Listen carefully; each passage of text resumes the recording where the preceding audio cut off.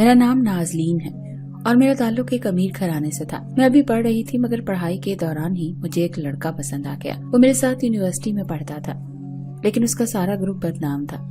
شروع میں مجھے اس کا گروپ ایک آنکھ نہیں بھاتا تھا اور میں ان سے ہر وقت بچ کر رہنے کی کوشش کرتی تھی۔ ایک بار اس نے مجھ سے کچھ ضروری نوٹس مانگے تھے۔ میں نے صاف صاف انکار کر دیا۔ یہ سن کر وہ مجھے حیرت سے دیکھنے لگا کیونکہ آج تک جب بھی اس نے کسی لڑکی سے نوٹس مانگے، خواہ وہ لڑکی ہو یا لڑکا، وہ انکار نہیں کرتا تھا۔ لیکن ویسے بھی میں ایک امیر باپ کی بیٹی تھی تو میں اس سے نہیں ڈرتی تھی، اسی لیے میں نے صاف صاف منع کر دیا۔ وہ کہنے لگا تم مجھے ٹھکرا رہی ہو۔ میں نے کہا تم کسی امیر گھرانے سے تعلق نہیں رکھتے جو میں تمہاری بدتمیزی برداشت کروں، میں تم سے کیوں ڈروں؟ میری بات سن کر وہ ہنسنے لگا اور بولا مجھے وہ لوگ پسند نہیں جو اپنے باپ کے نام سے دوسروں کو ڈراتے ہیں۔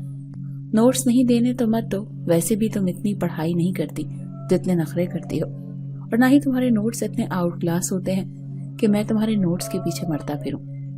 میں نے کہا تو پھر میرا پیچھا کیوں کر رہے ہو؟ تم تو ویسے بھی کسی بھی نوٹس لے سکتے ہو اور اس سے اچھے لے سکتے ہو۔ میرا یہ کہنا تھا کہ مجھے غور سے دیکھنے لگا اور پھر مسکرانے لگا۔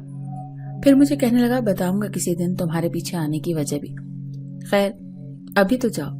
یہ کہہ کر وہ میرے راستے سے پیچھے ہٹ گیا۔ میں آگے بڑھ گئی، میری دوست میرے ساتھ تھی۔ کہنے لگی اس سے مت الجھا کرو، یہ اچھا لڑکا نہیں ہے۔ میں نے کہا میں کیوں اس سے ڈر کے رہوں؟ وقت کچھ ایسے ہی آگے بڑھ رہا تھا، لیکن اس کے بعد میں نے دیکھا جب بھی وہ مجھے دیکھتا تھا سیدھا ہو کر کھڑا ہو جاتا، اپنے قمیض کے اوپر کے کھلے ہوئے بٹن بند کر لیتا، اپنی قمیض کو پینٹ کے اندر کر لیتا۔ میں حیران ہوتی کہ مجھے دیکھ کر سیدھا شریف کیوں بن جاتا ہے، اتنی شریفانہ مجھے کیوں دکھا رہا ہے۔ یونیورسٹی میں مختلف قسم کے لڑکوں کے گروپس تھے، ان میں سے کچھ ایسے گروپس بھی تھے جو آپس میں آئے دن دنگا فساد کرتے رہتے تھے۔ ان میں سے ایک گروپ کا نوجوان خواہ مخواہ مجھ سے الجھنے لگا۔ لگتا تھا وہ کسی جاگیردار کا بیٹا ہے، خود بھی امیر تھا اور بگڑا ہوا سا لڑکا تھا۔ خواہ مخواہ مجھ سے ٹکرایا اور پھر بعد میں بدتمیزی کرنے لگا۔ میری دوست کہنے لگی تم چھوڑو اسے، ہر ایک کو جواب نہ دیا کرو۔ میں نے بھی یہی ٹھیک سمجھا، لیکن وہ میرے سامنے آ کر کھڑا ہو گیا۔ کہنے لگا مجھ سے معافی مانگو کیونکہ تم نے میرے ساتھ بدتمیزی کی ہے۔ میں نے کہا تم میرے ساتھ ٹکرائے تھے اور تم لڑکوں کو عادت ہوتی ہے۔ کہنے لگا معافی نہیں مانگو گی تو تمہاری عزت کا جنازہ یہاں نکال کر رکھ دوں گا اور میرا کوئی کچھ بگاڑ نہیں سکتا۔ اس کا یہ کہنا تھا کہ کہیں سے اشر وہاں پر آ گیا۔ اس نے مجھے پیچھے کیا اور اس لڑکے کے بالکل مقابل کھڑا ہو گیا۔ کہنے لگا کیا ہوا؟ کس کو دھمکی دے رہے ہو؟ کمزور لڑکیوں سے معافی منگوا کر بڑا مزہ آتا ہے تمہیں؟ تمہاری انا کو سکون ملتا ہے؟ وہ کہنے لگا میں تمہارے منہ ہی نہیں لگنا چاہتا، تمہارا میرا معاملہ بھی نہیں ہے، اسی لیے بہتر ہے کہ تم پیچھے ہٹ جاؤ۔ وہ کہنے لگا آج کے بعد اس لڑکی کو پریشان کرنے کی کوشش کی تو پھر تم مجھے نہیں جانتے، میں بھی کسی کے باپ سے نہیں ڈرتا، تمہیں چھوڑوں گا نہیں۔ وہ کہنے لگا یہ لڑکی تمہاری کیا لگتی ہے؟ کہنے لگا جو بھی لگتی ہے، تم اس سے دور رہنا۔ یہ بات اچھے طریقے سے سمجھا دی ہے۔ میں نے اس لڑکے نے اشر کا گریبان پکڑ لیا۔ کہنے لگا مجھے دھمکیاں دیتا ہے تیری تو۔ میں اس سے پہلے کہ اشر کو کچھ کہتا، اشر نے اس کی خوب دھلائی کر دی۔ میں نے اس سے کہا تم سے صرف یہ پوچھنا چاہتی ہوں کہ تم اس لڑکے سے میرے لیے کیوں پنگا لے رہے ہو؟ میری بات سن کر اس نے نظریں چرا لی اور کہا اگر میں تمہیں سچ بتاؤں تو تمہیں برا لگے گا۔ میں نے کہا پھر بھی بتاؤ تو۔ وہ کہنے لگا میں تمہیں پسند کرتا ہوں۔ ہاں، یہ سن کر میں بہت ڈر گئی۔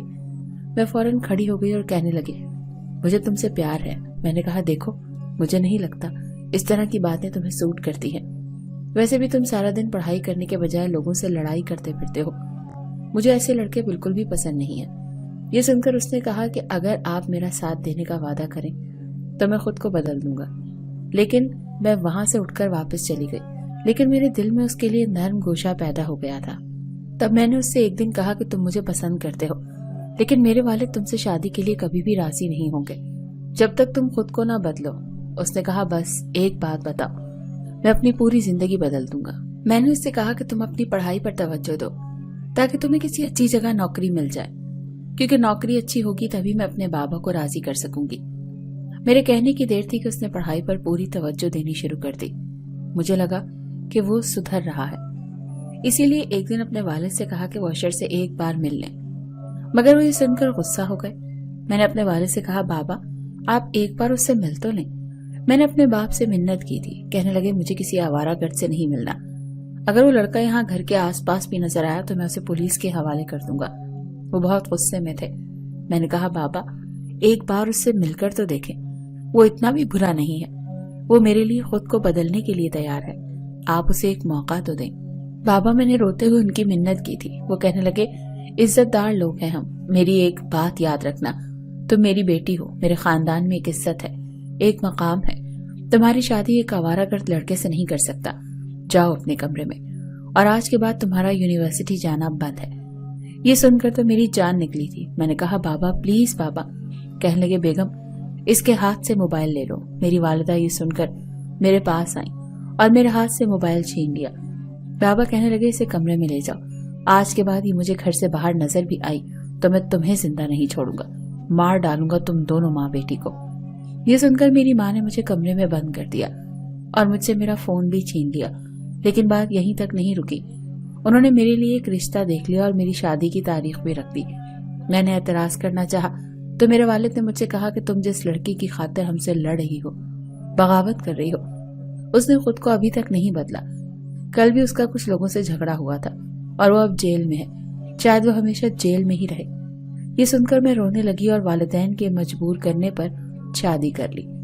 شادی کی پہلی رات میری ساس کمرے میں آئی اور کہنے لگی کسی چیز کی ضرورت ہو تو مجھے بتا دینا، میں ملازم سے منگوا دیتی ہوں۔ پہلے ہی کمرے میں ایک چھوٹا سا روم فریج تھا جسے کھول کر میری ساس نے دکھایا تو وہ مختلف چیزوں سے بھرا ہوا تھا۔ کہنے لگی جو جی چاہے اٹھ کر کھا لینا، تمہارا اپنا ہی کمرہ ہے اور تمہارا اپنا ہی گھر ہے۔ یہ کہہ کر وہ کمرے سے واپس جا چکی تھی۔ تقریباً 1.5 گھنٹے بعد میرا شوہر میرے کمرے میں آیا، کمرے کا دروازہ بند کیا، اپنی شیروانی کے بٹن کھولنے لگا۔ کچھ دیر میں شیروانی اتار کر اس نے ہینگر میں لٹکا دی اور الماری میں ڈال دی، پھر ایک گہری سانس لے کر میرے سامنے بیٹھ گیا۔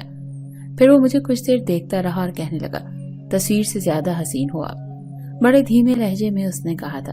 میری آنکھوں سے بہتے آنسو دیکھ کہنے لگا بڑا تکلیف دہ مرحلہ ہوتا ہے اپنے ماں باپ کو چھوڑ کر ایک اجنبی کے ساتھ رخصت ہو کر اس کے گھر آ جانا، میں سمجھ سکتا ہوں۔ یہ کہتے ہوئے اس نے میرے ہاتھ کے اوپر اپنا ہاتھ رکھا۔ میں نے فوراً ہاتھ پیچھے کر لیا۔ میری اس بے ساختہ حرکت پر وہ مسکرایا اور کہنے لگا ایسا ہوتا ہے جب پہلی بار کوئی لڑکی کو چھوئے تو وہ ایسے ہی ریئیکٹ کرتی ہے۔ میرا ہاتھ پکڑ کر ہاتھوں میں پہنی چوڑیاں دیکھنے لگا اور کہنے لگا بہت خوبصورت چوڑیاں ہیں آپ کی، اور آپ کا ہاتھ بھی۔ میں ابھی بھی اپنا ہاتھ اس کے ہاتھ سے کھینچنے کی کوشش کر رہی تھی لیکن اس کی گرفت مضبوط تھی۔ کہنے لگا ایک تو آپ اپنے والد کی اکلوتی بیٹی ہیں، لاڈلی بھی ہیں، ظاہری سی بات ہے نخرے والی بھی ہوں گی۔ اپنے دوسرے ہاتھ کی انگلی سے وہ میری چوڑیوں کو آگے پیچھے کر رہا تھا، ساتھ میں مجھ سے باتیں بھی کر رہا تھا۔ کہنے لگا میں بہت سیدھا سا انسان ہوں، سادہ سا، نخرہ کرنے کی مجھ میں عادت نہیں ہے، آپ کو کبھی بھی مجھ سے ایسی شکایت نہیں ہوگی۔ پھر میرے ہاتھ کی پشت پر اپنی انگلی پھیرنے لگا۔ میں اپنا ہاتھ اس سے پیچھے کرنے لگی تو اس نے اپنا دوسرا ہاتھ بھی میرے اسی ہاتھ پر رکھ دیا۔ میرا ایک ہاتھ وہ اپنے دونوں ہاتھوں میں لے چکا تھا۔ کہنے لگا اتنی نروس کیوں ہو رہی ہو؟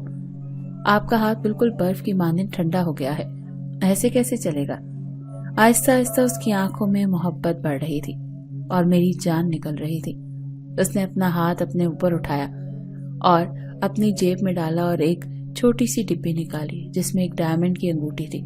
اس نے یہ میری انگلی میں پہنا دی۔ کہنے لگا میری بات سنو، آپ گھبرائیں مت، ہم ایک اچھے دوست بھی بن سکتے ہیں۔ اگر آپ یوں گھبرائیں گی تو شاید میں آپ کے قریب بھی نہ آ پاؤں گا، کیونکہ میں ان مردوں میں سے نہیں ہوں جو عورت کی گھبراہٹ کی پرواہ کیے بغیر بس اپنے جذبات کو اہمیت دیتے ہیں۔ میرے نزدیک عورت کا پرسکون ہونا بہت ضروری ہے۔ یہ کہتے ہوئے اس نے میرے ہاتھ کو پکڑ کر اپنے گرم ہاتھوں سے نارمل کرنے کی کوشش کی، لیکن میرا ہر جذبے سے آری تھا، نہ دھڑک رہا تھا نہ کسی جذبے کو اجاگر کر رہا تھا۔ وہ میری آنکھوں میں دیکھ رہا تھا جہاں سے مسلسل آنسو بہ رہے تھے۔ اس نے گہرا سانس چھوڑ کر میرے آنسو صاف کیے اور کہنے لگا پلیز بس کریں، کیوں اپنی آنکھوں پر اتنا ظلم کر رہی ہیں؟ پتا ہے آپ کے بابا نے مجھ سے کیا وعدہ کیا ہے؟ میں نے پوچھا ہی نہیں کہ کیا وعدہ لیا ہے، کیونکہ میں اس سے بات ہی نہیں کرنا چاہتی تھی۔ ابھی تک میں نے ایک لفظ بھی نہیں بولا تھا۔ کہنے لگا انہوں نے وعدہ لیا ہے کہ میں آپ کو رونے نہیں دوں گا کبھی بھی۔ میں چپ کر گئی۔ صبح جب میری آنکھ کھلی تو وہ اٹھ چکا تھا، نہا کر کپڑے بھی تبدیل کر چکا تھا، ڈریسنگ ٹیبل کے سامنے کھڑا ہوا اپنے بال بنا رہا تھا۔ میں نے ہلکی ہلکی آنکھوں سے اسے دیکھا۔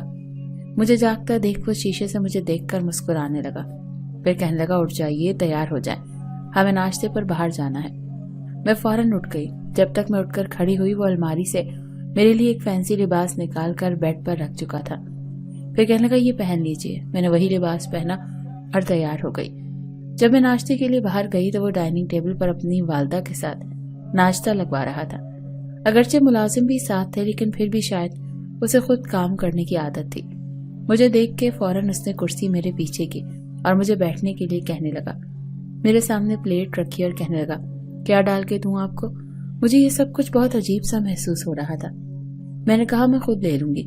اس نے کہا میں جانتا ہوں آپ لے لیں گی لیکن تکلف سے لیں گی، مجھے بتائیں نا کیا کھائیں گی۔ میں نے چائے کا ایک کپ لیا اور ساتھ میں بریڈ اور مکھن کی طرف اشارہ کیا۔ وہ فوراً سے بریڈ نکالی، اس پر مکھن لگایا اور میری پلیٹ میں رکھ دیا۔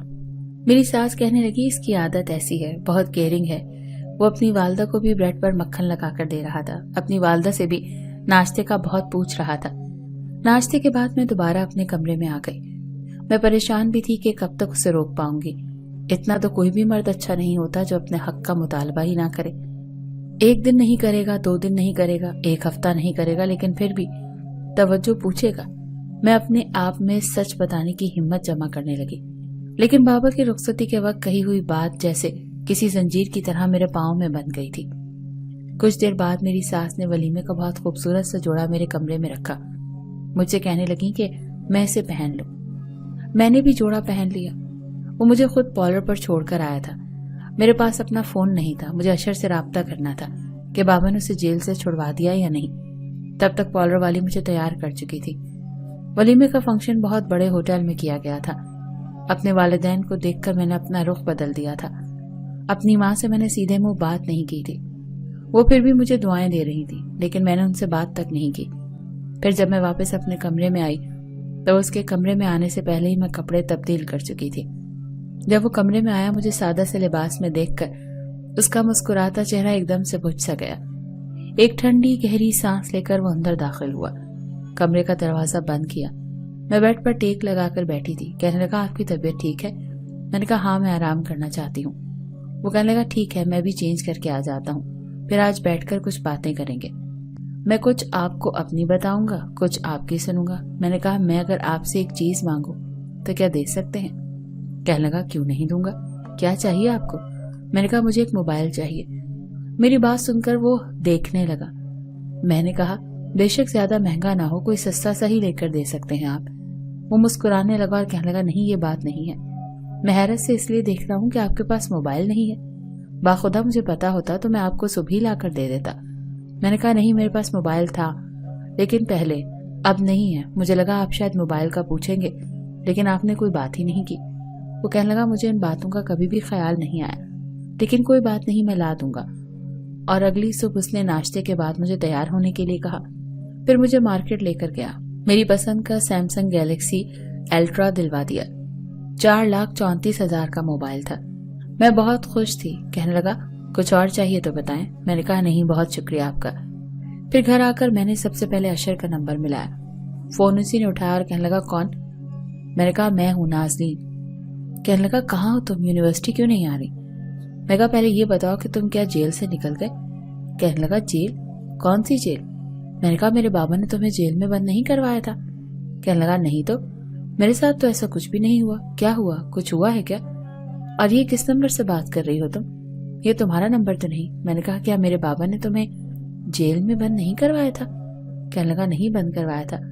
بات کیا ہے؟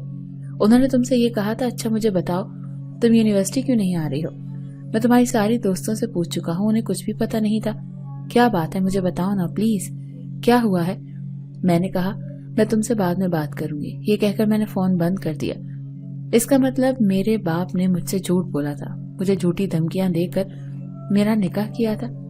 میں سوچنے لگی کہ اگر میں نے اشر کو یہ بتا دیا کہ میں شادی کر چکی ہوں یا میرا باپ میری زبردستی شادی کروا چکا ہے تو وہ ایک طوفان کھڑا کر دے گا۔ میری دوستوں نے اسے میری شادی کا اس لیے نہیں بتایا ہوگا کیونکہ وہ اس کے غصے سے واقف تھی۔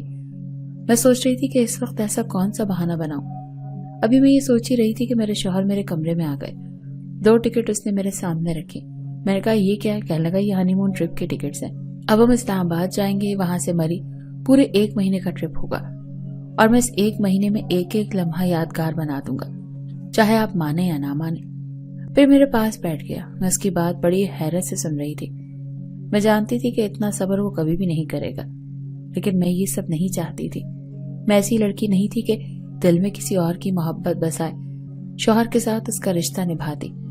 इससे पहले कि मैं उससे कुछ कहती, वो मुझसे कहने लगा, पता है मैं इस हक में हूं कि शादी के बाद 15-20 दिन या 1 महीना मियाँ बीवी को कहीं न कहीं घूमने फिरने जाना चाहिए, क्योंकि आपको पता है ये 24 दिन कहने को तो एक ट्रिप होता है, लेकिन ये लाइफ टाइम इंसान को याद रहता है। जिंदगी में जब भी उतार चढ़ाव आते हैं, मुश्किलें आती हैं, तो इंसान ऐसे वक्त को याद करता है। इन मुश्किल हालात में खुद को ये तसल्ली देता है कि अच्छे दिन भी तो गुजरे हैं, क्योंकि मैं अपने घर में सबसे बड़ा हूँ। छोटा भाई अभी तालीम मुकम्मल करने के लिए अमेरिका गया हुआ है, फिर वो आएगा, उसे भी सेटल करना है। सब कुछ मुझ पर है, इसीलिए फिर मैं शायद आपको टाइम न दे सकूं, लेकिन इस 1 महीने में मैं मुकम्मल तौर पर आपका रहूंगा और आप मेरी, मिलकर हम इस महीने को यादगार बनाएंगे। उसने मेरा हाथ पकड़ा और अपने लबों पर लगाने लगा। फिर मुझसे पूछने लगा, आप मेरा साथ देंगी ना? मैं गुमसुम उसकी शक्ल देख रही थी। कहने लगा, बताएं, साथ देंगी ना मेरा? मैंने इस बात में सर हिला दिया। वो बहुत खुश हो गया, लेकिन मैं बुरी तरह फंस चुकी थी। एक तरफ मेरी मोहब्बत और दूसरी तरफ मेरे बाप की इज्जत। मगर मैंने फैसला कर लिया कि हनीमून से वापस आकर मैं अपने शौहर को अशर के बारे में सब कुछ बता दूंगी। मगर हम हनीमून से वापस आए तो डॉक्टर ने मुझे माँ बनने की खुशखबरी सुना दी। अब मैं किस मुंह से अशर के पास जाती? इसीलिए मैंने अशर का नंबर डिलीट कर दिया और अपने शौहर को कबूल कर लिया, क्योंकि अब मैं उसी के बच्चे की माँ बनने वाली थी।